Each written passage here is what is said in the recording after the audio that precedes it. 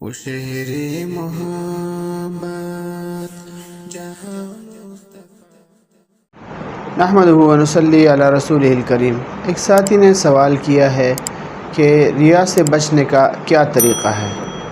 تو ریا سے بچنے کا طریقہ یہ ہے کہ نیک عمل کرتے وقت اللہ تعالیٰ کی ذات دھیان میں رکھنا چاہیے کہ اللہ کی ذات سب سے بڑی ذات ہے، نفع اور نقصان اس کے قبضے میں ہیں، جزا اور سزا وہی دیتا ہے، اس کے سامنے حاضر ہونا ہے، اعمال کی باز پرس ہوگی۔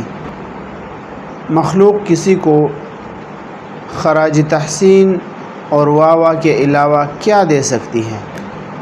اور اگر حکومت کی طرف سے نشان حیدر، ہلال جرت، ستارہ جرت مل بھی جائے تو آخرت کا کچھ فائدہ نہیں، اس پر اللہ تعالیٰ راضی نہیں ہوتے۔ اصل مدار نیت پر ہے۔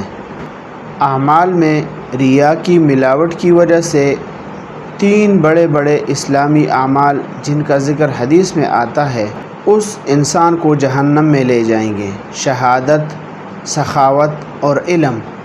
یہ 3 عمل صرف بطور نمونہ ذکر ہوئے ہیں، اس لیے ہر نیک عمل کرتے ہوئے اللہ تعالیٰ کی رضا اور اس کی خوشنودی کا خیال رکھنا ضروری ہے۔